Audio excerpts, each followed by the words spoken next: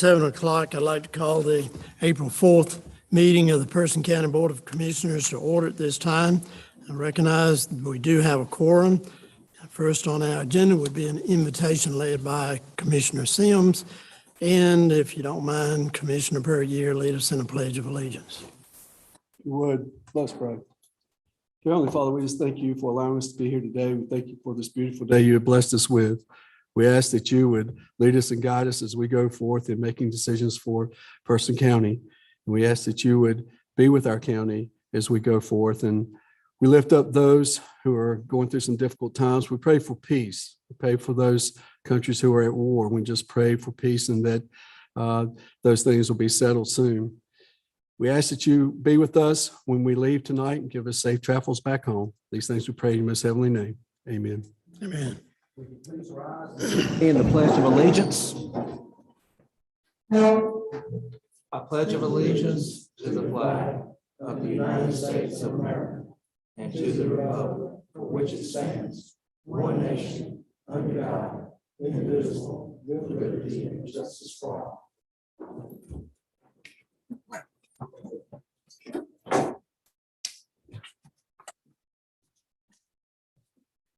First order of business is discussion, adjustment, or approval of the agenda as stated, and I would like to amend that to add a second closed session for economic development discussion of matters relating to the location or expansion of industries or other businesses in the county.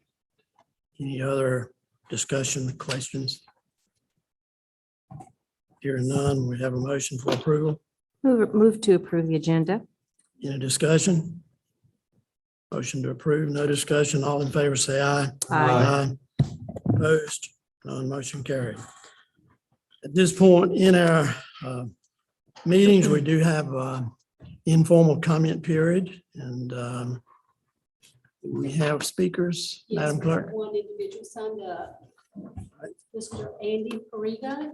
Okay. And he is declining to speak, so we can move on. Not in favor of a ball game, I hope. I'm just kidding. I'm just kidding. No one has even mentioned the ball game so far, so moving along. Item number 1 on our agenda is motion to approve the consent agenda. Discussion or adjustment, anyone?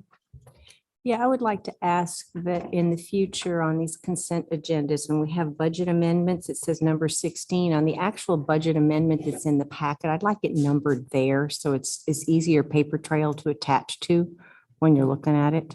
Sure. Please, in the future. I got it. Yeah. Yeah, that's no problem. Okay, so Yeah, there's $17,000 in money moving and it says at item number 17 and you go into the packet and it's there, the numbers are there, but the budget number is not there. So I would just like to be able to trail that, the paper trail easier to find. okay, so that won't be a change to this agenda. Any further discussion?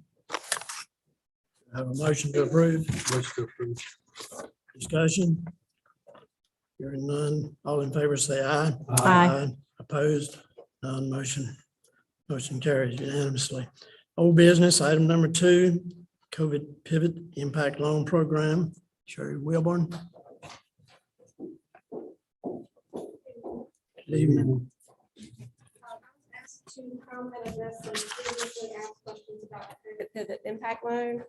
And I wanted to start with a little bit of context for that item. The COVID Pivot Loan Program was set up as an emergency loan program at an unprecedented time in our history. New restrictions involving business closures, stay-at-home mandates, travel bans, and gathering capacities were being put in place every few days and modified beginning in the 3rd week of March. Some businesses were not allowed to open at all, and all businesses were disrupted in some way. The situation was expected by everyone to be very temporary in nature, and the restrictions even included deadlines and end dates. Even though no one anticipated that the restrictions would last for months and into years, It doesn't take long for a small business to have their doors closed to impact their cash flow. Federal programs were coming out, but they were taking time to implement, and those systems were being overwhelmed by demand. Timelines for funding were being advertised that our local SBA lending banks were saying were not realistic because they themselves were working long hours and weekends to understand how to roll out the programs. Websites that hosted online application processes were crashing due to volume of interest. The Golden Leaf Foundation set up a similar program and the funding was quickly depleted. On March 31st, now Chairman Powell emailed me to ask what we were doing to support our small businesses. He was hearing from people that the situation was not sustainable. EDC Chairman Philip Allen and other EDC members were also calling us up and asking the same questions. From my perspective, this was something that all of our leadership and community wanted to see happen. And it was my role, once determined that it was possible by the county attorney, who was then Ron Aycock, to serve in an administrative capacity to assist with getting it in place and making it accessible to local small businesses. Time was of the essence, and that is what we did. The program was advertised broadly on the EDC website, in the local newspaper, on social media, and on the local radio station. A press release was issued. Partner organizations shared it, and the response to the program was overwhelmingly positive from everyone. There were more than 400 hits on the EDC website the day the program was announced, as opposed to 25 to 50 hits on average otherwise. Never before now has anyone questioned the need for the program or made any comments to me other than to say that it was a great thing. I was asked to respond to 5 questions specifically. 1, who originated the idea of the program? I would say that it was not an idea, but a need that was manifested in the community and a solution that was presented by the UNC School of Government and programs that we saw being implemented by others. Was it ever discussed by the board or any authority? It was discussed at least with the chairman of the Board of Commissioners and EDC. It was determined by the county attorney to be able to be implemented by the chairman of the Board of Commissioners as an emergency response. It had a very public rollout, and updates were provided to the Board of Commissioners and the EDC in public meetings. Another question, have some of the businesses dissolved without repaying the loans? I am not personally aware of any businesses that have dissolved. What happens when the outstanding loan balances, if not repaid? I would defer to Ellis to respond to that one.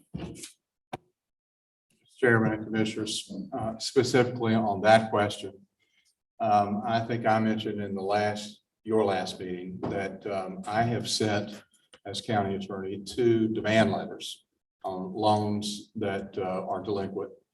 Sherry, I think those were the only 2 demand letters, if I'm correct. We don't know the status of some of the businesses. I would just say that we certainly do understand that the county, each of us and me as county attorney, have a fiduciary obligation to make reasonable efforts to collect on the outstanding loans, whether that requires ultimately a small claims action or anything else. So we will do what we need to do to make our best efforts to collect the outstanding principal and interest on the loans. And the 5th question was, would any of the unused funds be returned to the Economic Catalyst Fund? Yes, that's where the unused funds are housed now, and all the repayments are going back to the Economic Catalyst Fund. And so we contracted with the Cartar Council of Governments to administer the loans, and Diane Cox, the executive director of that organization, is also here to add any additional details about that side of it if you have other questions for her.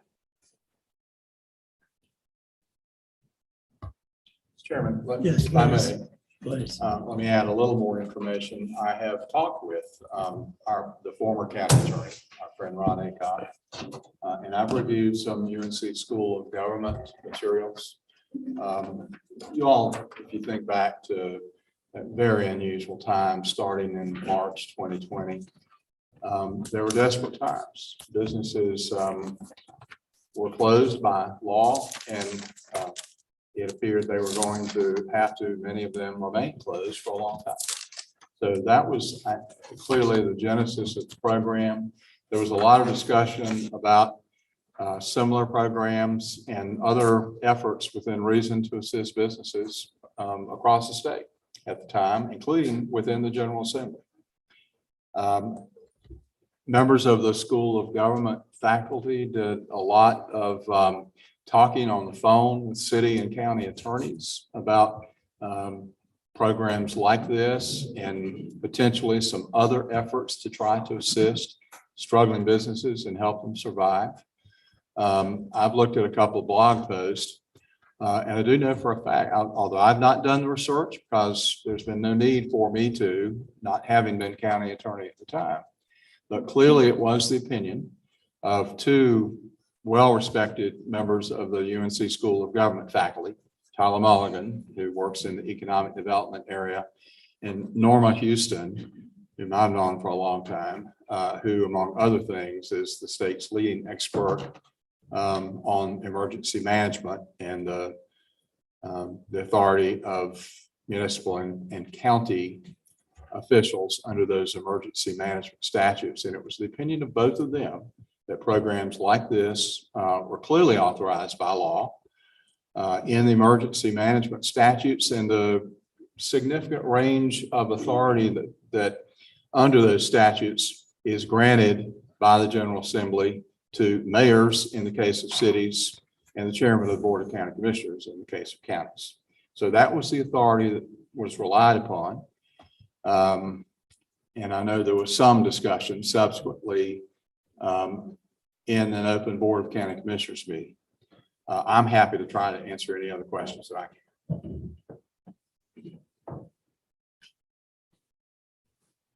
Thank you. Thank you, Sherry. Thank you. No, nothing else? That's informational item, so. Well, I have some questions. I didn't know if Ms. Cox wanted to add anything or not, because you were asked to come, so I don't know if you've got something that you wanted to add to the. Unless you have some specific questions for me. No, I don't have any specific questions for you or Sherry at this point. My concern was how this came to be.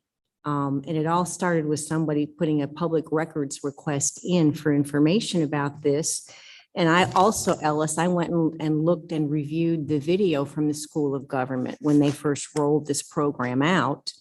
And of course, they were talking about the local, the Emergency Management Act 166A, implementing that, but then as quickly as possible going to 158, which was the best method. But also that it had to be structured properly, and there's no case law on this. This is such a new thing.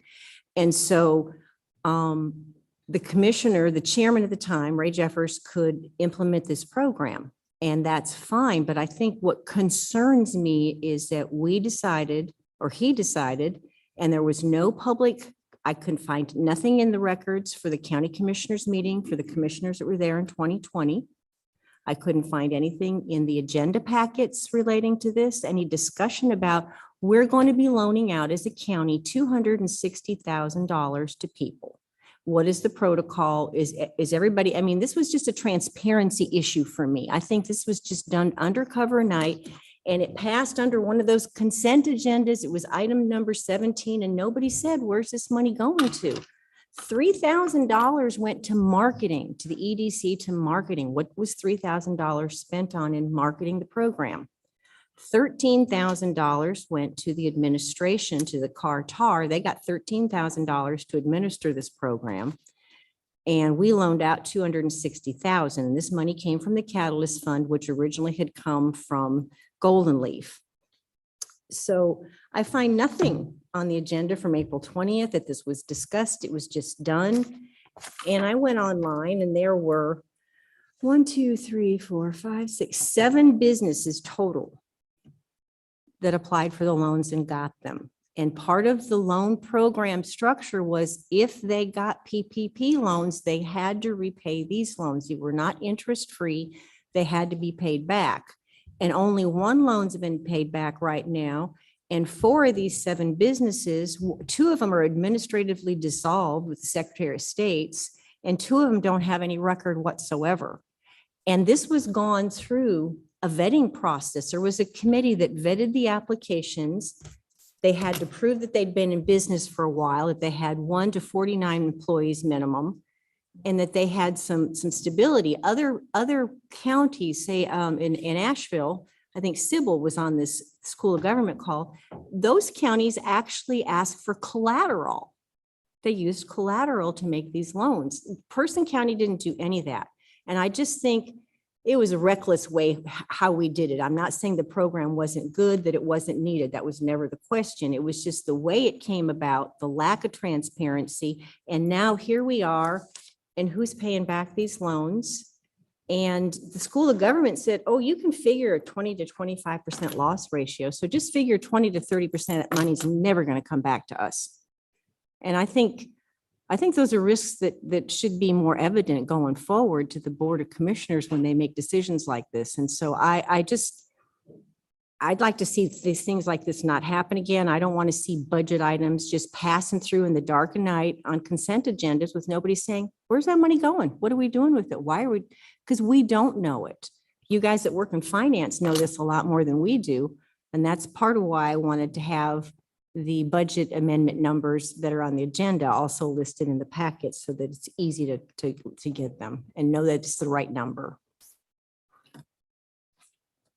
What was the total loan amount? 6,700, and the administrative fees were based on. Okay, thank you. It was actually 50,700. Mr. Chairman, one additional comment. I've discussed this with the Economic Development Director and the COG Director. There won't be any additional loans. First of all, the need has gone away. It's gone away. So It's has the closed. legal authority, Mhm. since the emergency declaration now is repealed. So no additional loans. But the outstanding loans obviously are valid enforceable obligations. We have those contracts out there. But the people who borrowed, or the companies who borrowed the money, have an obligation to pay it back, that if we can possibly recover the Yeah, funds. you can So get a judgment, but you might not collect. we could end up with some unjust judgments. And I certainly don't disagree with you that it's always better to have a loan with security, some security interest, whether it's like a mortgage, deed trust, or whatever. That's always better. Probably could have been done better, but here we are.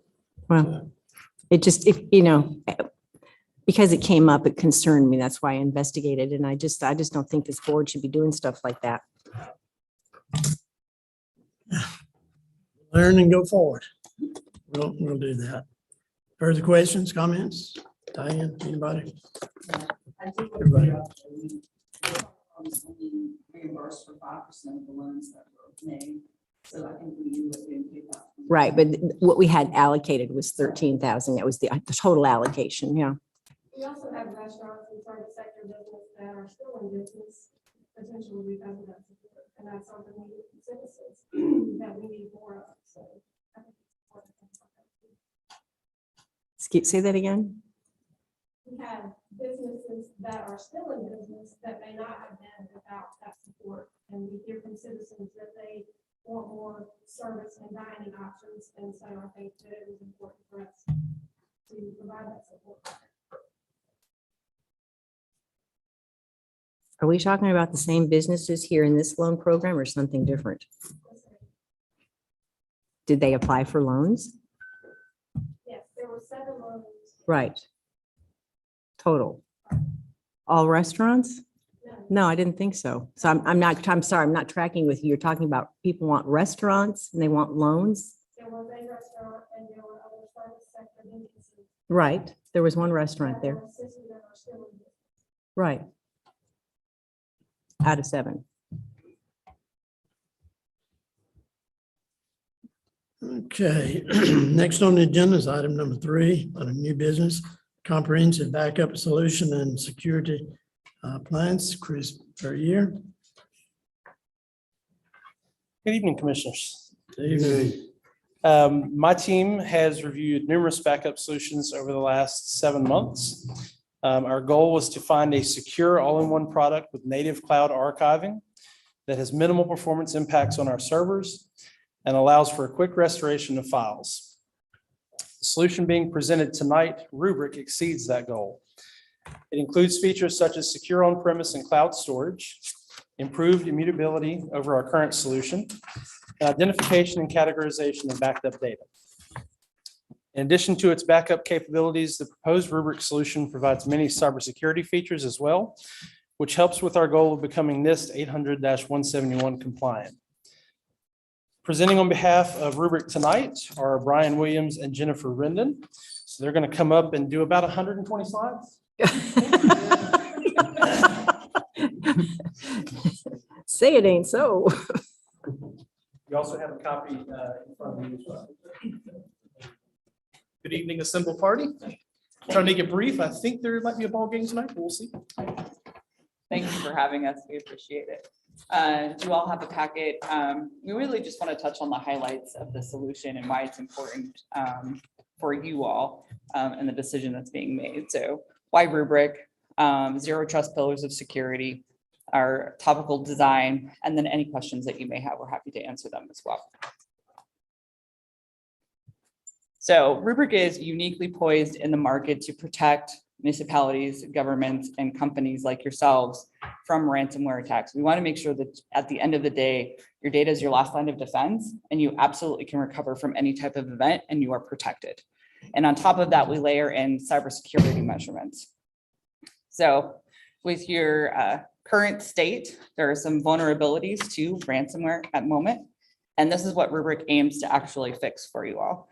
We have a native immutable built-in file system, which means that the backups cannot be encrypted and they can always be recovered from, and very, very quickly. And a bunch of other security features that are built into there as well, as far as technology goes. So the outcome for you all is that if an event were to occur again, or will occur, your data is 100% recoverable. It's recoverable quickly, and you can restore critical services back to the citizens of your county.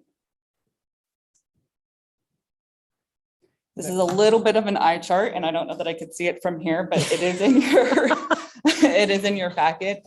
And really, it just goes over the differences and why Rubrik is really a market leader and what we were doing differently in the industry compared to some of the other solutions that you currently have or are out there.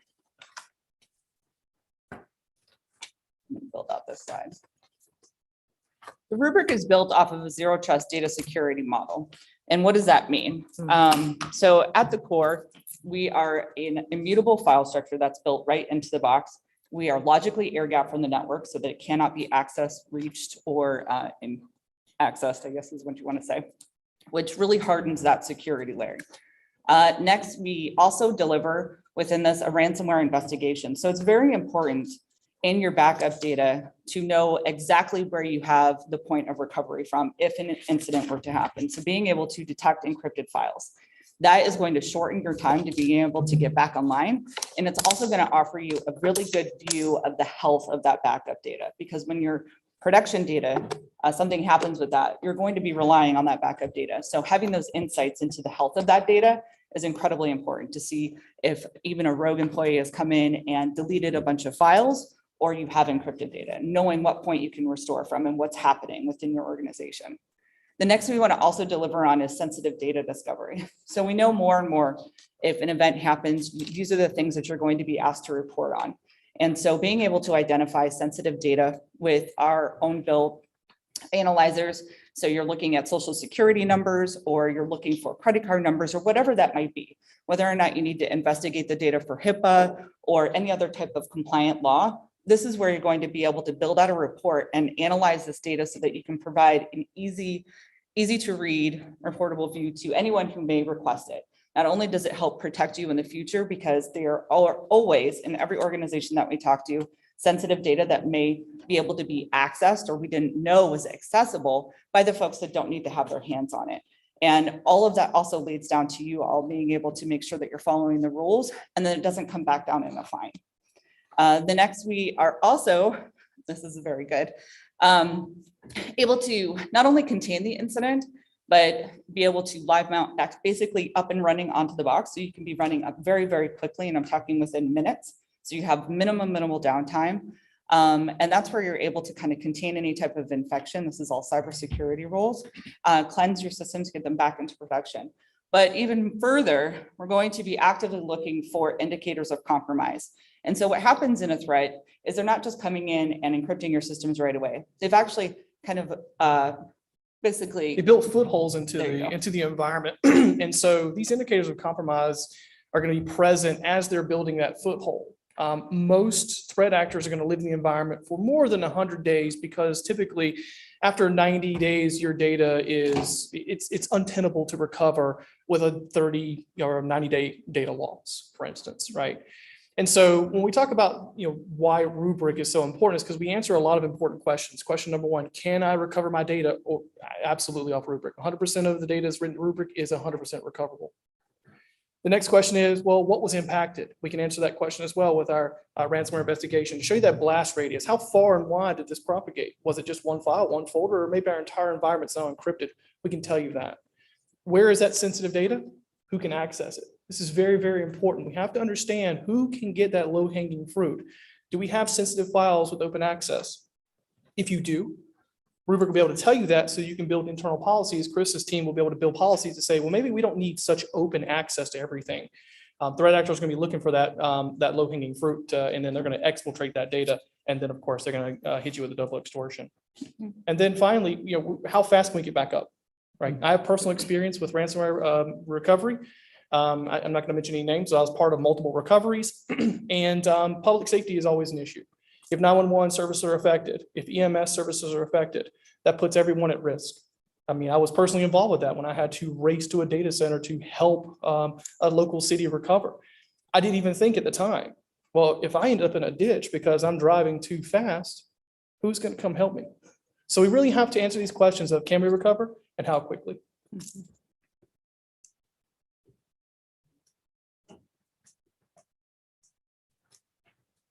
So these are all the pillars of what we would call zero trust data security. And it's not necessarily, it's really a, what do you want to say? It's a framework. A framework. If I asked everyone here, what does zero trust mean to you? I'm going to get a different answer every time. And that's okay.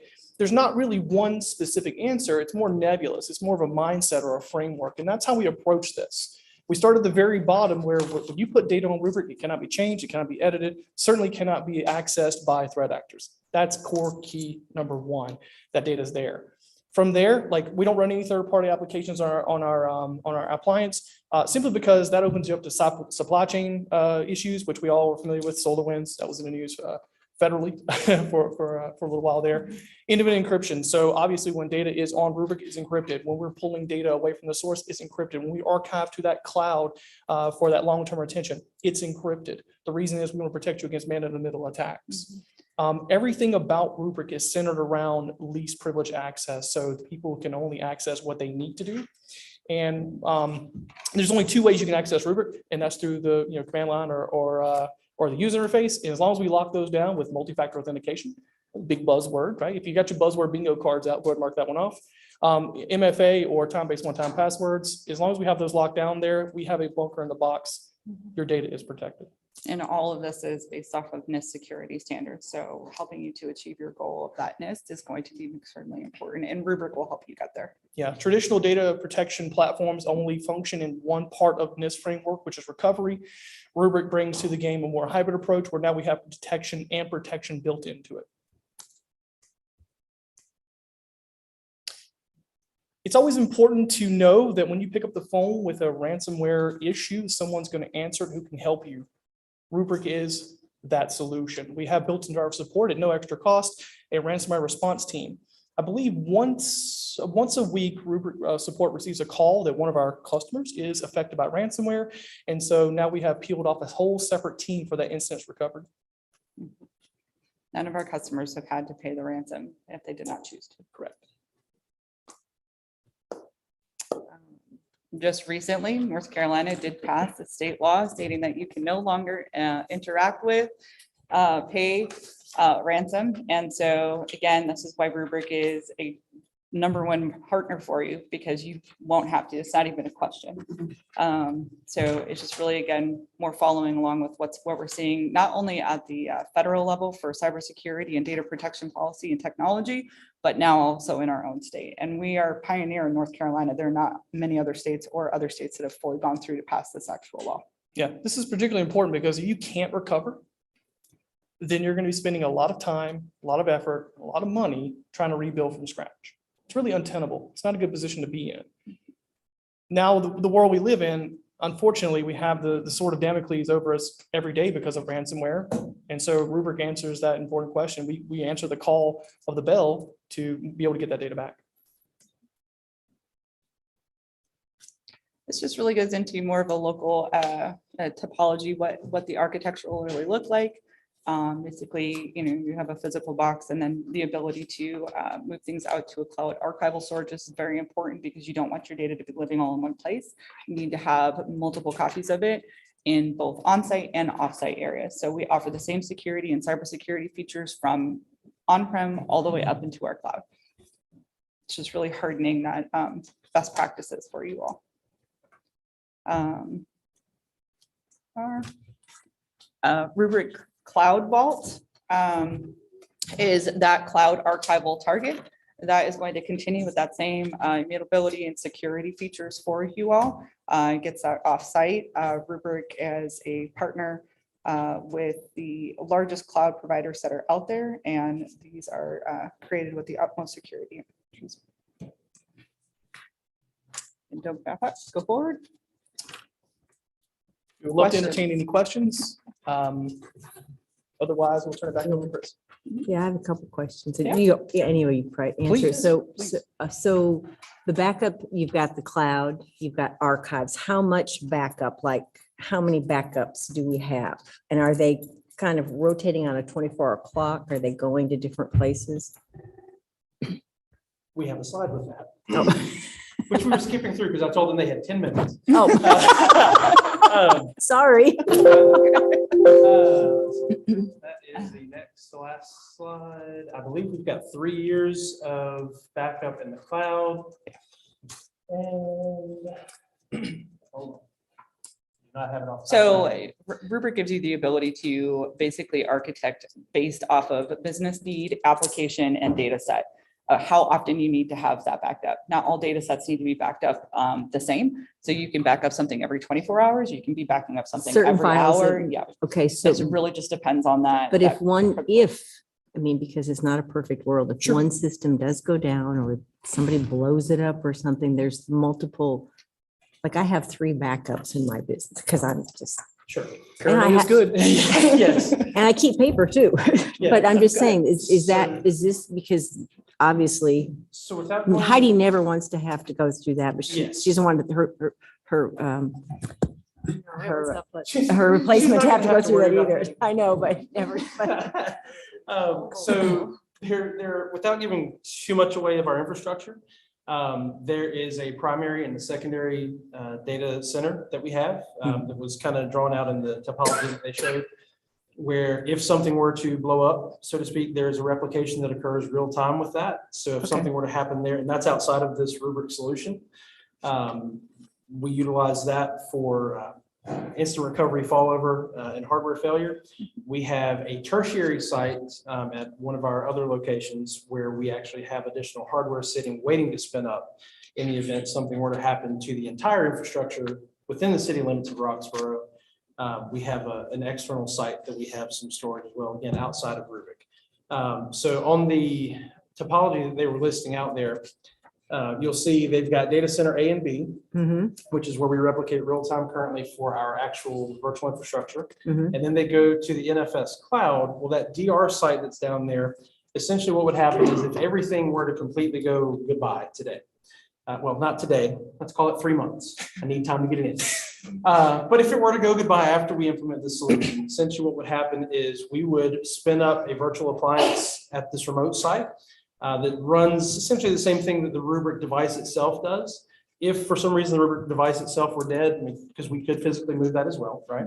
Okay. But it would spin up, we would call out to the cloud, pull that data down and have that back online within however long it took to pull down roughly 80 terabytes a day. So there are many, we've tried to build in as many safeguards as possible. And the way I like to say it is I can build the wall as tall as I'm allowed to, but somebody's always going to have a ladder. Right. So we're just trying to get that wall as Trying tall. to stay ahead of it, yeah. Yes, ma'am. Yep. And there's a lot of resiliency built into the appliance itself, multiple power, multiple drives, multiple nodes, because this is a hyper-converged platform. So quite a few things could go wrong and it will still operate to be able to, give us time to provide new parts, plug and play, and no data loss. Once upon a time, firewalls weren't even needed in IT.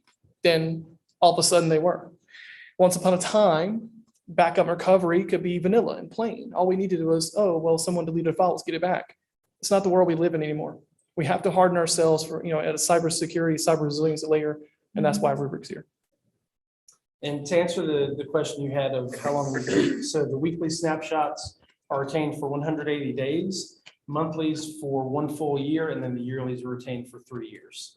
So that we can go back through those to particularly any point in time. And we do have dailies and weeklies that are going to be held on the actual Rubrik itself. Right. Locally.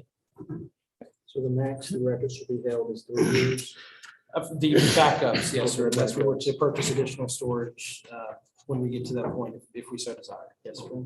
Typically with other counties, how far back do you recommend with the backups going back past 3 years? It's really dependent on Chris's need, honestly. I have some clients that only need to keep a year. I have some who keep things for 99 years, like sheriff's office or something like that. So really, it's up to you. I don't have any specific recommendation because it really comes down to your data needs. Yeah, the goal of our particular implementation, at least as far as my team would be concerned, is to be able to have something as an absolute D-Day fail-safe of something has happened. We need to go back X number of days, months, years, whatever to get this data. In theory, we would know, right, within those 3 years, whether or not there's a piece of data that we need to gather. So you're really just weighing your risk versus reward there on how long you keep that data. And you kind of answered my question, but what would be the hard timeline for full integration if approved? Within our infrastructure, from purchase, supply chain issues, all that good stuff. I think the answer we kind of talked about was about 3 months. 3 months, for yeah. 3 months. So that would put us right about the time of the budget year transition for actual implementation installation. The partner that we're working with for this is actually our cybersecurity partner that we're already intimately familiar with our infrastructure. They are Tego Data Solutions. We work with them on our cybersecurity audit annually. They work with us on our NIST 800-171 compliance auditing that we do, our PCI compliance. So they are our security operations center monitoring. They are intimately familiar with our infrastructure. And so putting this into our infrastructure would be simpler for them than any other vendor. However, they are also on the GSA contract, which I've got some talking points on if you'd like, or I can sit down. Chris, I guess this is your next step to prevent what we Yes. had before. Mhm. And with this, your first call wouldn't be to the state of North Carolina So or the National Guard. we would still be required to make those calls. So state law does Okay. require us to notify Okay. the North Carolina Division of IT as well as I believe the State Attorney General. Okay. So we would still be reaching out to those folks. Luckily, those resources don't cost us anything. However, this would be an additional group to have, backing us to do the restoration. So really, this wouldn't prevent what happened previously. It would make our recovery time be infinitely less. It's our own personal SWAT team. I'm sorry? It's our personal SWAT team for tech. Yes. And a lot less money, I hope. Well, they're not free. Well, I'm sure of that. Investment. But So to give you a little details on that, we are, so there were 2 options, and I don't remember if you guys went through. There are 2 options for the cloud storage. There's the backup tier and then there's the archive tier. My team has selected the archive tier because it is cheaper, about $40,000 over the course of 3 years cheaper. It is slower. It's called Azure Glacier Storage. I believe archive, well, but it's on glacial storage. Essentially, it's offline most. It is, yeah, Yeah. any cloud archive tier is going to have a 12 to 16-hour wait period before you're allowed to pull the data back down. That's not a Rubrik limitation. That's a public cloud limitation on archive tier. Correct. So what we have locally on the Rubrik, don't have me doing it now, on the Rubrik locally would be instantaneous recovery, essentially. Anything in the cloud, though, which would be anything outside of 30 days, I believe is what we're keeping on the brick. Anything outside of that, we would have to pull down from the cloud. So yeah, if somebody deletes a file, they don't realize it for 2 months, it could take us up to a full 24 hours to pull that one file down. But that should be very rare, right? Because that would be outside of a 30-day window. And we would also have to be in a perfect sweet spot of the glacial storage being offline for that particular time frame to be able to pull that back. Like I said, we can go with the backup tier. I did not include it in this presentation because of the cost. But it does have its benefits, but my team has looked at those and reviewed that. And for the purposes we intend to use it for, we believe the archive tier would be sufficient for our purposes. The overall cost of the solution is included in your agenda packet there. We are recommending that this be purchased under the GSA contract, which is GS-35F-303DA. And the total cost of ownership for that 3-year period is in your packet. My proposal is that we fund this solution with a fund balance appropriation from the IT Systems Fund, which is a multi-year fund that was created a number of years ago to facilitate countywide large technology purchases such as this one, so that it would not essentially affect general fund. And I'll have to look at you, she's gonna go maybe, okay. So it would come from the IT Systems Fund, which again, we have built up some fund balance in for things such as this. Otherwise, I would typically be waiting until the next budget cycle to come forward. We have some great opportunities here with Rubrik, some discounts because it's their end of quarter. They have assured me, which are much less than the GSA contract that I previously mentioned. So if you do decide to move forward this evening, we would, in our budget for the next 3 years, at least this is my recommendation, for the next 3 years after this initial purchase, we would present as part of our budget request 1/3 of that total cost each year, so that we would essentially self-pay the renewal at the end of that 3rd year without having to impact the overall budget for all departments essentially that we're all buying for, trying to spread that out over time and make the impact to the budget that you all have to approve hopefully much less. So that is the goal there. Do you guys have any questions? Chairman Powell, Yes, sir. Chris, if you don't mind, could you give me a time frame, just say 1 o'clock tomorrow morning, everything crashes? Who's the first notified? Sheriff's Department, Police Department? First notified from my team or first notified overall? Who is the first to find that we've been attacked or we've been shut down? So Do you guys in Theoretically. IT have a? So we have a 24/7 security operations center monitoring contract. Right. They watch all of our desktops, servers, the entire environment 24/7. That was the first thing we instituted after our ransomware event. And that organization is called Infusion Points. They monitor some key servers, but they also monitor every antivirus installation that we have. We have a endpoint detection and response software. It's not your typical antivirus. It monitors individual processes and how they touch different things on the system, and uses some AI to make determinations on that. It would trigger an alert, which we have had some false positives. We actually had one today, I believe, at the library. It triggers an alert to the Security Operations Center. We get an email at the same time from the endpoint detection response software. We analyze that as well as the Security Operations Center. If we both come up with the same result of this is benign or false positive, then basically we scan the machine just to be sure and then let it go back into production. It does disconnect from the network instantaneously when that happens.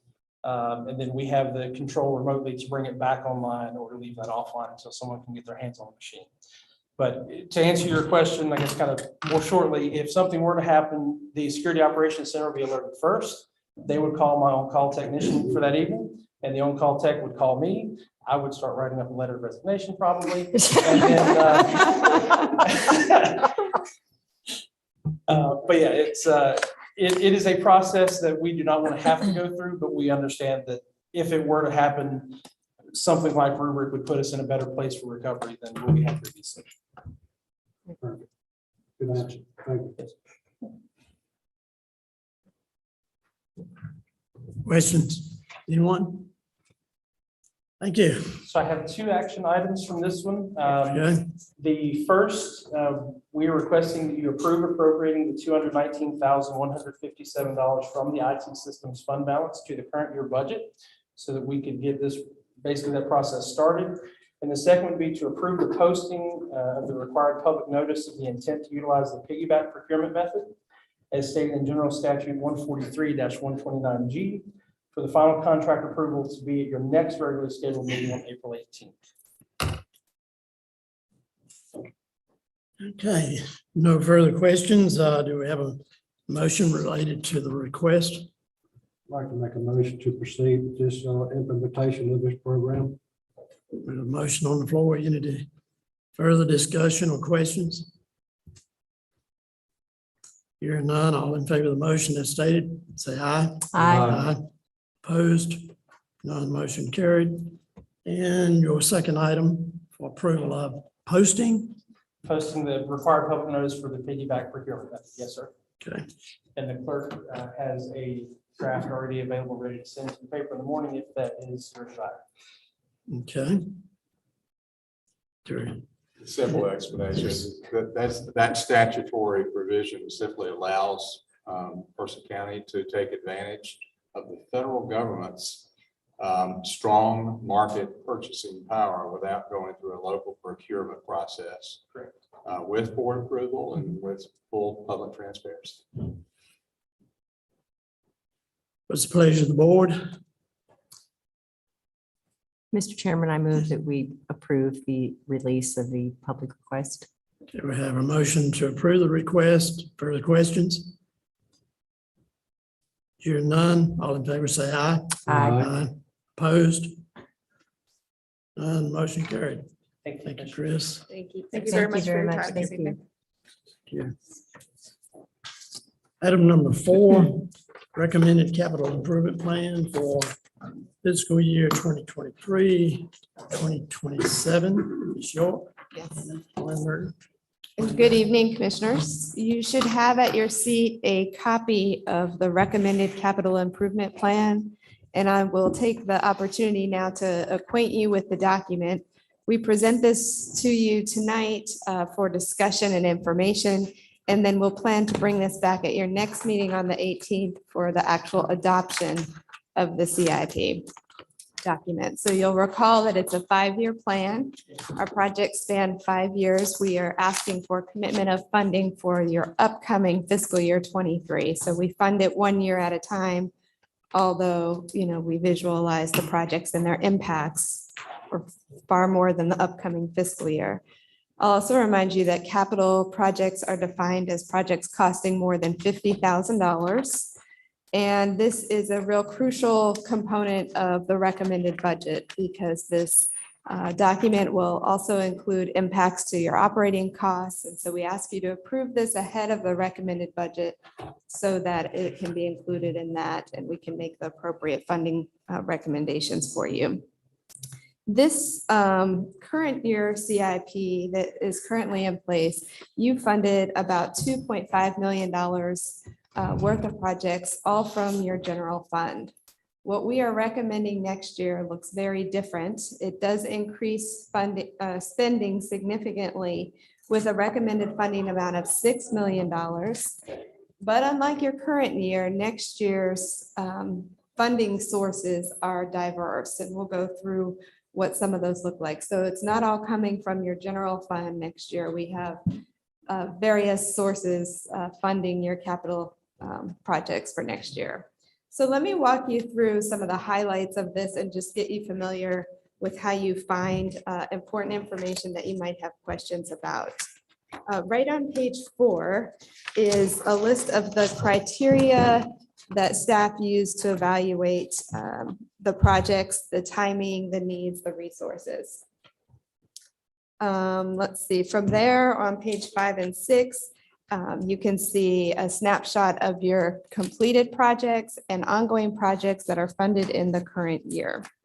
Just as a reminder, your largest capital project in your current year includes the airport hangar construction. That was funded at $5.2 million over multiple fiscal years. And we are anticipating that to be completed by the end of May. And the second largest project that we have for your current year is a roof replacement at Oak Lane. That's about just shy of $800,000. And that is currently awaiting responses to bids. So moving on, pages 7 through 10 are listing the projects that we've recommended for funding, along with a cost, a project description, and a justification. And then if you will continue with me and go to page 11, that is really what we call our spreadsheet for a CIP. This is the projects listed on the left, and then you can see the 5 years across that our projects span. And this is where you can see the diversity of the funding sources. So the first top fourth there of the spreadsheet lists your sources of revenues. So for next year, your revenue sources include a $3.3 million appropriation from your general fund.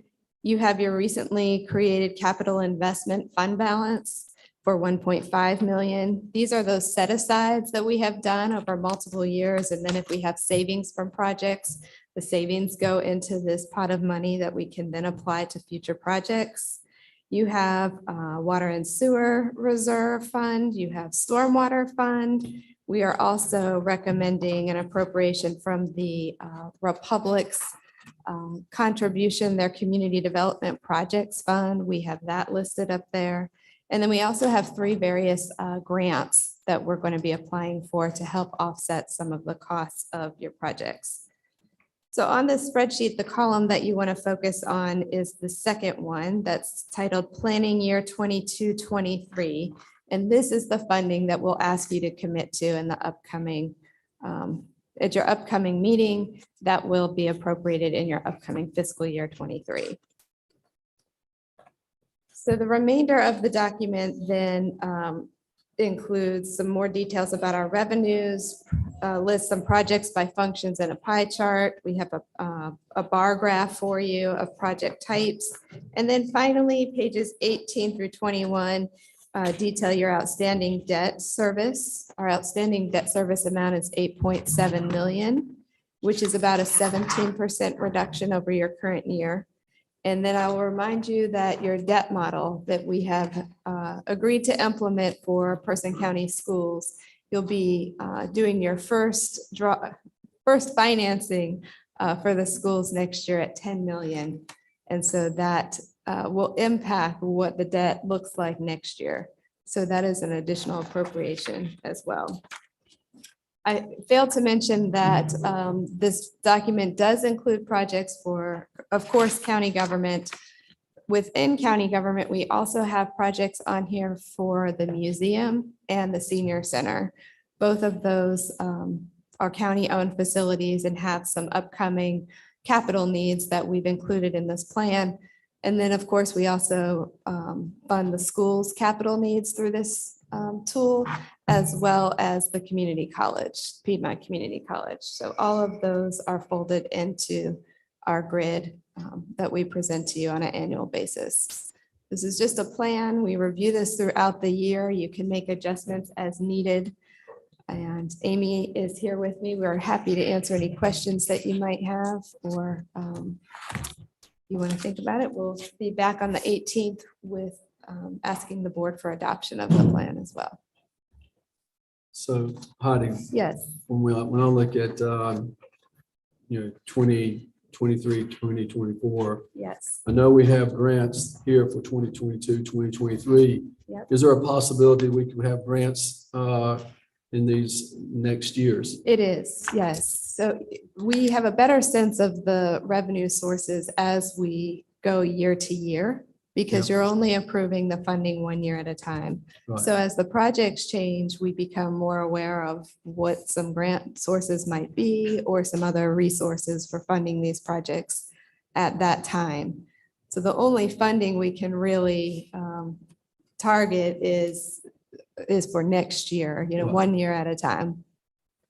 But yes, we would seek other grant and other It's always a revenues. possibility. Always a possibility. It kind of depends on the nature of the projects as well.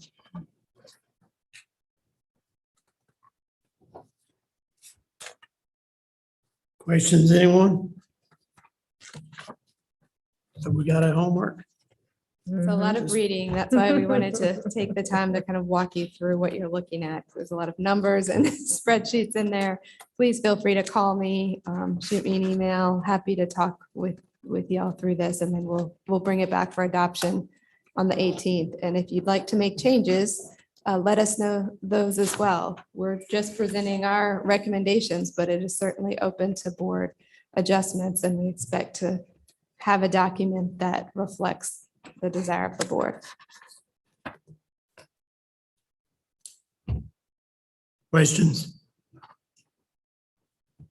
Heard none. Thank you. All right, thank you. Okay. Right. At this point, have a request to go into closed session number 1. Motion to enter into closed session per general statute 143-318-11A5 to establish or to instruct the public body staff. Point of order, Mr. I'm Chairman. sorry. Point of order, Mr. Chairman. We have the chairman and manager's report before going into the closed session. Do you want to do those first? I thought we did. Okay, I'm fine. Yeah, I'm fine.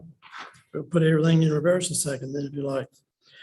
Just a couple of things from me. I have talked twice with Kevin Leonard from the State Association of County Commissioners, and we've talked a little bit about the process for the hiring of an interim manager, and either he or a representative will be at our next meeting to discuss how that should go about and what might be the next steps for the board as we begin the search for a new county manager, thanks to Ms. York. So he'll be here. We do have time, things are progressing along. I've had several conversations with him, and we're well within time frame that we can work sufficiently, I believe. Would like to say that we had the Carter 2022 summit here last Thursday. A terrible weather day with lots of wind and rain, but it was a great turnout, 200 plus, 220, I believe, somewhere in that neighborhood. Came to the Kirby for, I believe, a very, very successful day talking about tomorrow's workforce. And it was, again, very informative, well attended, and feedback that I've had has been very, very positive. And we want to compliment the chamber and all those that were responsible for setting up that event and making it all happen.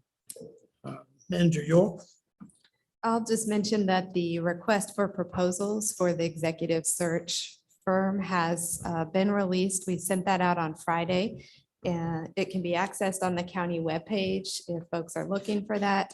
And the responses are due back to us on the 18th with an intention of setting up some interviews for the board to engage with the firms at your May 2nd meeting. So I'll be getting in touch with you once I have a sense of how many responses we have and get some idea of how many you would like to interview for that process. So that process is also underway. That's all I had. Thank Okay, you. thank you, Commissioner Sims. I just want to say this past weekend, we had Into the Arts celebration, started Friday, went Saturday and Sunday. We had about 11 food trucks uptown, and some people estimated 5,000 people uptown. So certainly it was a big event, And it was a good opportunity to showcase our town. And I appreciate the Uptowns Roxborough Group and all the other committees that helped to make that a positive and successful event. So it was a good time for all. Commissioner Palmer, No report, Chairman Powell. Commissioner Gentry, Nothing at this time. Commissioner Perrier. No report, Mr. Chairman. Thank you.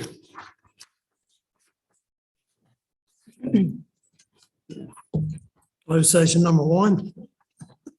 Thank you. The motion to enter into closed session per General Statute 143-318, 2011-85 to establish or to instruct the public bodies, staff, or negotiating agents concerning the position to be taken by or on behalf of the public body in negotiating the price and other material terms of a contract or proposed contract for the acquisition of real property by purchase, option, exchange, or lease with the following individuals permitted to attend: County Attorney Ellis Hankins, County Manager Heidi York, Clerk to the Board Brenda Reeves, Assistant County Manager Catherine Cathy, Planning Director Lori Oakley, John Hill, Director of Arts, Parks, and Recreation. So moved. Any discussion? Well, all in favor, say aye. Aye. Opposed, none, motion carried. You need a few minutes, Chris.